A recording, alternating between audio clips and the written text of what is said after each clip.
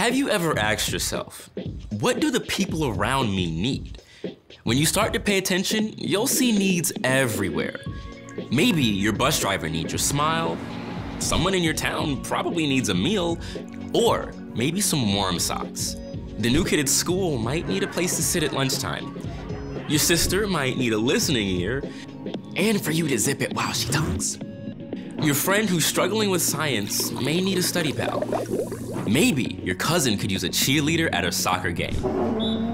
Go, Garrett, go! And I can guarantee your mom or dad needs a helping hand. When you practice looking for what people need, you'll start to see it everywhere.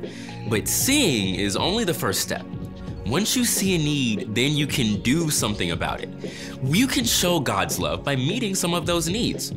Now, we hear about needs all over the world, and sometimes we can help, like sponsoring a child so they can have food and school to go to. But most of the time, it's about showing love to the people right around you. God can give you the vision to see and the creativity to help the people you see every day. When you care enough to do something about someone else's needs, it's like shining a light so others can see God at work. That's why compassion is an amazing way to worship God with your life. Because worship is about more than just singing loud. It's all about living loud.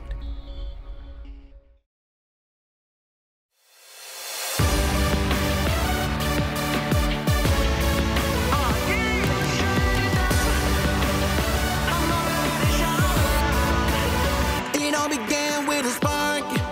The spark caught fire in my heart. And I could see you lighting up the dark. And I was burning brighter than ever. It's down deep in my soul. The fire burning out of control. It's love and I gotta let it show. It's changing my world for the better. So raise one hand high, show your light in the sky. We're gonna keep it shining forever. Whoa, it's brightest when we're shining together. This little light of mine, I'm gonna let it shine. And in the darkest night, I'll be the brightest light. No covering it up, no shutting it down, no blowing it out. I'm gonna let it shine. This little light of mine, I'm gonna let it shine. We're shining brighter than the sun. We're lighting up the world for everyone. And no, we're never quitting, never done. We're only getting brighter and brighter. So raise one hand high, show your light in the sky. We're gonna keep it shining forever. Whoa, it's brightest when we're shining together. This little light of mine, I'm gonna let it shine. And in the darkest night, I'll be the brightest light. No covering it up, no shutting it down, no blowing it out. I'm gonna let it shine. This little light of mine, I'm gonna let it shine. Yeah, this little light of mine. Maybe it used to be little, but now it's a wildfire. It's growing bigger and bigger and bigger. Can't shut it down, can't blow it out, can't hide it now. It's shining around the world and getting hotter now. So throw your light up, come on, raise it higher. We're gonna start a fire, it's only getting brighter. Burn bright in the night for the world to see. This little light is bringing change and it starts So with raise me. one hand high, show your light in the sky. We're gonna keep it shining forever. Whoa, it's brightest when we're shining together. This little light of mine, I'm gonna let it shine. And in the darkest night, I'll be the brightest light. No covering up, no shutting it down, no blowing it out. I'm gonna let it shine. This little light of mine, I'm gonna let it shine.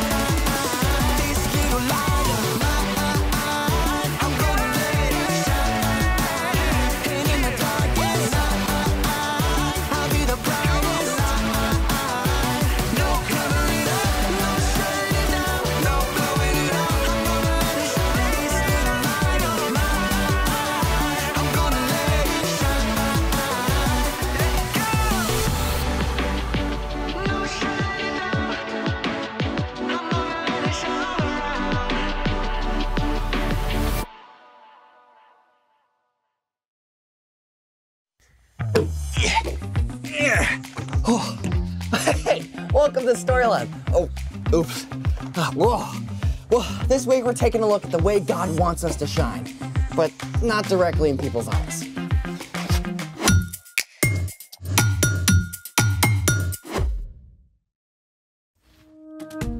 Hey, I'm Carter. And I'm Zeke. And this month, we're talking about how trusting and following Jesus changes the way we treat others. So we can live bright. Not that kind of bright. I was exploring in our attic at home. There's no good light up there.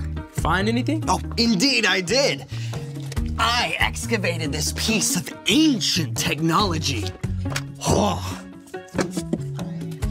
It plays music. How? Does it have a Wi-Fi connection? You have to feed it one of these. Oh, right, CDs. Can we play one? Nope, the batteries are corroded, but I discovered something fun. Here, see how it catches the light? Yeah, rainbow colors. Here. You hold this. Okay. Lights, please. Whoa, look at that. Very cool. The CD is just like a prism. When white light hits a CD, the fine circular lines on its surface diffract the light, which is separated into all the colors of the rainbow. Thank you for enlightening us. You know, I've got another bright idea. Oh? Oh, I'm gonna need your headlamp. I'm in. You ready? Let's do it. So, I was brick building with my little sister yesterday, and we created this. Oh, what have we here? Welcome to the Light Maze Challenge! I see a maze. I see a light. What's the challenge? This is us. We're bricktastic. You and me, we're stuck in the dark here in the center of the maze. Oh, it's not dark. Well, it will be when we turn off the lights. Oh. Your challenge is to direct this light in such a way that it goes along each pathway in the maze until it reaches us right here in the middle. So we're mastering light? Let me reflect on that. Aha! Reflection!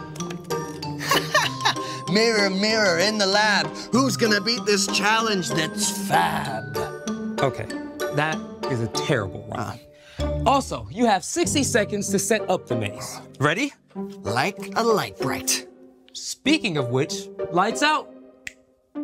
And go! Put that there, perfect. Right? That goes there.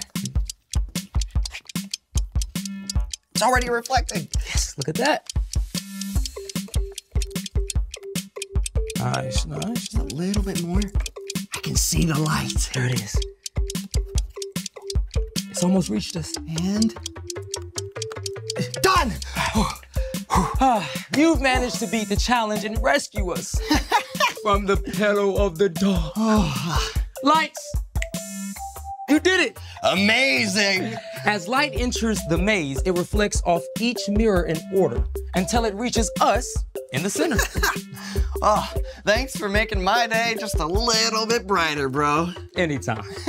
Speaking of brighter, it's time for The story before the story. Today, we're in the book of Matthew. Matthew was one of the 4 books called the Gospels. These books tell stories from the life of Jesus. Matthew was written down by one of Jesus' followers, a tax collector whose life was turned upside down by his friendship with Jesus. When Jesus was about 30 years old, he began to travel from town to town, teaching and healing. Everywhere Jesus went, big crowds gathered. Many sick people were desperate to be made well, and Jesus healed them. But Jesus also cared about people's hearts and minds. So he showed them what it looks like to shine God's light by loving others. Which is where our story starts. Take it away. Hey everyone, I'm Brian. As Jesus began to travel from town to town, teaching and healing, great crowds gathered. And one day, Jesus sat down on a mountainside to share with his followers what it truly looks like to live for God. The truth that Jesus taught there has come to be known as the Sermon on the Mount. And today we're going to take a look at something Jesus said about us. You are the light of the world. Yeah, you, me, everybody who follows Jesus. We are the light of the world. Yeah, it's a powerful picture. But the light Jesus was talking about doesn't require batteries. See, Jesus later told his followers that he is the light of the world. Jesus is the source of all light, just like the sun. And we don't have our own light. But just like the moon reflects the light from the sun, we can reflect the light of Jesus to the world around us. Jesus had more to say about how we can be light. A town built on a hill can't be hidden. Now, we don't know if Jesus was referring to a specific hill, but from where he sat, it's likely he could see a fortress on one of the highest mountains in the land. In fact, cities and towns were often built on high ground at that time, where they could be seen by all the surrounding area. Now, fire up your imagination for a moment and picture this. You've been traveling all day, and you're hungry and exhausted. What's more, it's getting dark, and you can barely see the road ahead. You desperately need a safe place to spend the night, and at last, you look up, and there, in the distance, you see a town, high on a hilltop, glowing with light. It changes everything. Now you know exactly where to go and how to get there. There is a lot of darkness in our world right now.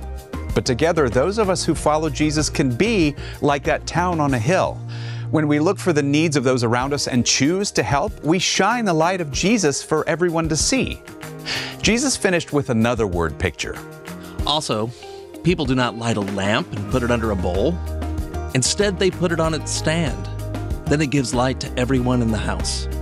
In the same way, let your light shine so others can see it. Then they will see the good things you do, and they will bring glory to your Father who is in heaven. Every day we each have the opportunity to be light, like a lamp. And as we all know, it's not helpful to cover up a lamp. So not helpful. Here's how you fit in. God has given you love, forgiveness, joy, and a unique set of gifts. And if you don't share those things, it's like sticking a cover over your light. But when you do choose to share what God has given you, then you reflect the light of Jesus. Maybe your mom is having a super stressful day, and you might take a few minutes to help her out. That small act of kindness can remind your mom that God is always with her, even during a hard day. Or maybe there's a kid in your class who's been really quiet lately. You can offer a word of encouragement and be willing to listen, or even just sit with them. That kind of light can remind someone that they are valuable and deeply loved by God. When you choose to share what God has given you and love like Jesus, you shine light everywhere you go. The end. Gotta be real. Some days I feel more like a burnt out bulb than a bright light. I mean, I don't know if I want everyone looking at me. Oh, that's okay. I mean, being a light doesn't have to mean lots of pressure to be perfect. So, what's our part in the story? Well, because Jesus is the light of the world, our job is simply to follow in his steps and reflect his light by showing compassion to the people around us. Compassion is caring enough to do something about someone else's needs. So I guess the first step is really just paying attention. That's right. You can ask God to open your eyes to the needs of the people in your life. And meeting those needs may be very simple. Like giving up a few minutes of your recess to help a friend find their lost water bottle. Or taking some of the cookies you and your mom baked to the lonely neighbor next door. What about a smile? Oh, for sure. I mean, if a friend is bored or bummed out, sometimes sharing a simple smile is enough to change their mood. It all comes back to keeping your eyes open and loving like Jesus. You've definitely got it. Boop. See you next time. So, here's the thing. You can shine God's light. And you can do it in amazing ways. You know, I bet we can make this even more epic. Ooh, I got more bricks. Oh, oh yeah. Thanks for joining us in the Story Lab. See you next time. Okay, you think we should like make a roof? Oh yeah, absolutely. Yeah. We can use this. I'll put that on the corner there. Yeah.